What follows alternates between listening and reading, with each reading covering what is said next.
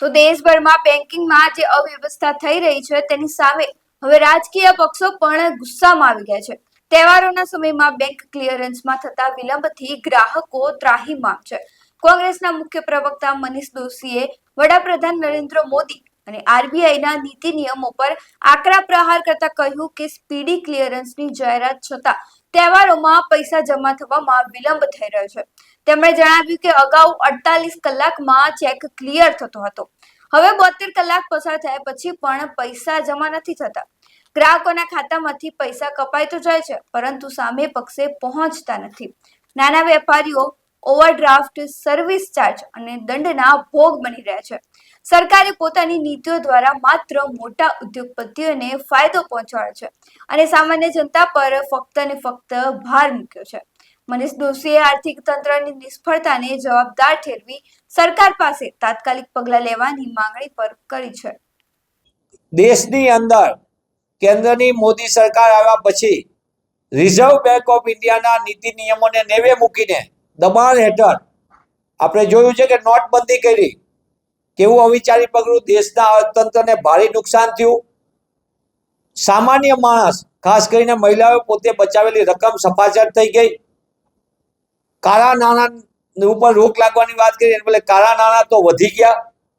Cache transaction, cashless વ્યવહાર થશે એની બદલે કેશ ટ્રાન્ઝેક્શન વધી ગયું એવું ખુદ આરબીઆઈ નો રિપોર્ટ કહે છે। અને એવું જ એક અવિચારી પગલું બીજું, દેશના ધંધા રોજગારને ખતમ કરવાનું એ જીએસટી હતું અને જીએસટીની અપૂરતી વ્યવસ્થાના કારણે દેશના ધંધા રોજગારને પણ મોટા પાયે ખતમ થયા। ખાસ કરીને નાના ને મધ્યમ કદના ઉદ્યોગો અને નાના વેપાર ધંધાને મોટું નુકસાન થયું। આ ત્રીજું અવિચારી પગલું નાણાકીય સંસ્થામાં, અને એ છે આ સ્પીડી ચેકની બાબતની।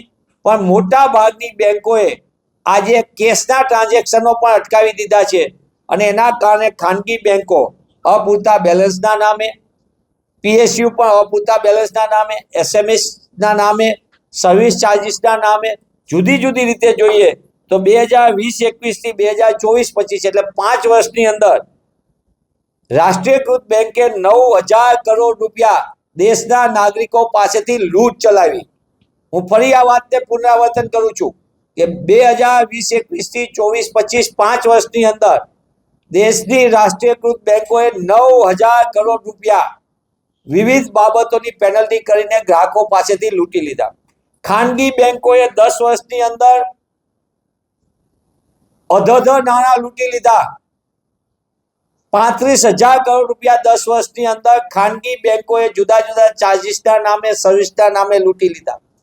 એક તરફ સામાન્ય બેંકમાં કામ કરતો ગ્રાહક લૂંટાય, જુદી જુદી સર્વિસના નામે જુદા જુદા દંડ કરવામાં આવે, એમની અવ્યવસ્થાનો ભોગ કસ્ટમર બને, અને બીજી બાજુ દેશના ઉદ્યોગપતિઓના અને એમના માનીતા મળતિયાઓના 15 લાખ કરોડ રૂપિયા 10 વર્ષની અંદર માફ કરી દીધા છે। આ દેખાય છે કે દેશની અંદર સત્તા સ્થાને બેઠેલા લોકો લૂંટનું તંત્ર ચલાવી રહ્યા છે અને બેન્કિંગ વ્યવસ્થાને તસનસ કરીને સામાન્ય માણસને એનો ભોગ બનાવી રહ્યા છે। ત્યારે કોંગ્રેસ પક્ષ તરીકે અમે માંગ કરીએ છીએ કે દેશમાં અરાજકતા, અવ્યવસ્થા અને આર્થિક તંત્રને બદહાલ કરવા માટે જે અવિચારી નિર્ણયો થાય છે તેની ઉપર રોક લાગવી જોઈએ। તહેવારના દિવસોની અંદર આ પ્રકારની હાલાકી થાય છે અને હાલાકીમાંથી સામાન્ય નાગરિકોને, નાના વેપારીઓને, ગ્રાહકોને રાહત મળવી જોઈએ।